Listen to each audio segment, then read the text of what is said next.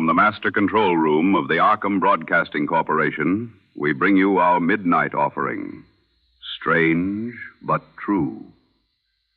Turn the lights down low, folks, for tonight we recount a terrifying midnight mystery that spans the jazz clubs, illicit warehouses, and dark cemeteries of New York City.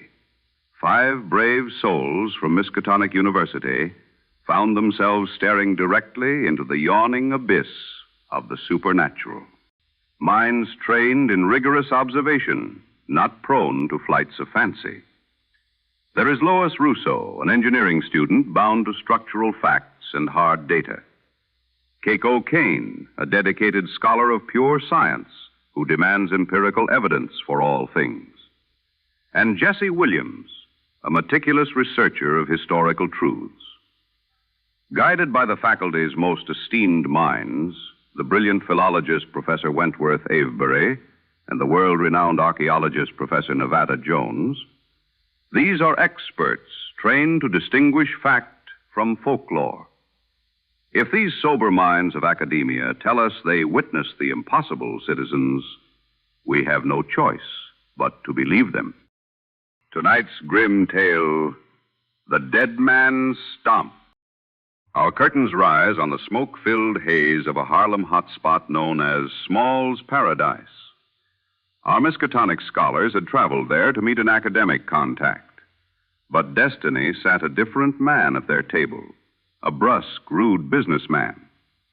When a somber local musician named Leroy tried to navigate past the crowded table carrying a peculiar 4-valve trumpet, the businessman sneered, "Boy, you find another way." Leroy backed away and took to the stage, blowing a hypnotic jazz melody none had ever heard before. But mid-song, a short man stepped from the shadows, leveled a massive .45 revolver at the back of the businessman's skull, and pulled the trigger. Bang! Blood splashed across the white linen tablecloth in full, glorious technicolor. Panic erupted. The shooter sprinted for a getaway car. Jesse Williams, fueled by righteous adrenaline, gave chase into the foyer, pulled his own firearm, and commanded, "Drop it." But a second mobster pointed a deadly Tommy gun out the car window, spraying warning shots into the night air. Inside, the true horror manifested. For on the table, the dead man's limbs began to jerk. His head lifted, his face half missing, his left eye socket a hollow void. He stood up and began to walk, groaning. "Joey. Speak to Joey." Jesse Williams rushed back inside to guide the lurching dead man, shouting, "Whoa, whoa, you need to see a doctor. Sit down. I mean, you can't be dead because he's up and walking." Keiko Kane stared in absolute disbelief, uttering, "Science tells me he's dead. My eyes tell me he's alive." Outside, a screeching police car lost control, hit the curb, and pinned the zombie against a brick wall, ending its unnatural stride.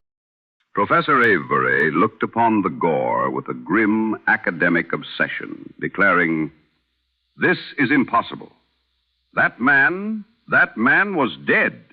We saw him get up. I have studied the folklores and myths for years. This is proof.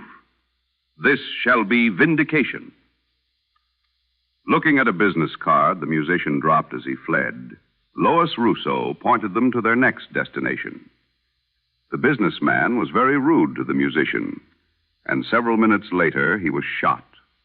So as far as leads go, I would say this musician is under a little bit of suspicion here, at least.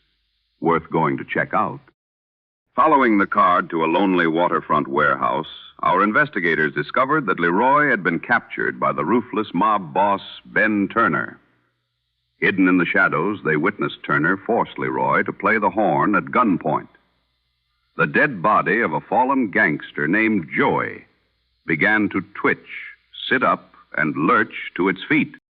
The investigators knew they had to act. Lois Russo proposed a fiery distraction. "I wonder if we could use one of the Molotovs to start a fire outside and maybe distract them so we could pop in the car and steal the car. Yeah, steal the car with Leroy in it. Lois slipped around to the back and lit the wooden bay doors on fire, sending black billowing smoke into the rafters. While the gangsters scrambled to save their contraband, Keiko Kane sneaked into the garage. She slipped into the back of the car where Leroy sat frozen, whispering to him, "I'm here to help you. I'll get you out of this." Evaluating the danger of a shootout, Keiko did the rapid math. If they're very distracted, is it actually more dangerous to steal the car versus for us to just run the hell out of there while they're distracted? Quietly, they ushered Leroy out into the night. But Leroy, desperate and driven mad by the horn's dark promise, escaped his protectors and ran headlong into the local cemetery to find the resting place of his dearly departed sweetheart. As the investigators pursued him through the mist, the tragic musician pressed the four-valved trumpet to his lips and began to play that cursed melody. The air grew cold. The ground began to ripple and churn. Skeletal, decaying hands clawed their way out of the earth, grabbing at Leroy's legs. From her grave, the rotting corpse of his beloved rose, her flesh falling off her face. Realizing the horrific danger of an awakening army of the dead, Jesse Williams charged forward through the clutching hands, shouting, "I run up and tackle them." He slammed into Leroy, knocking the trumpet from his mouth.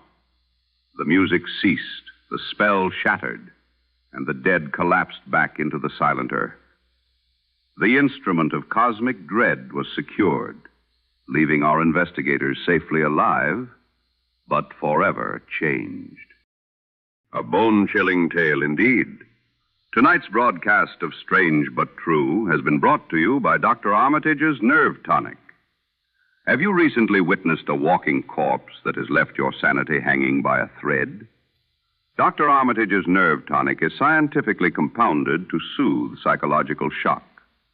Ask for it by name at your local apothecary.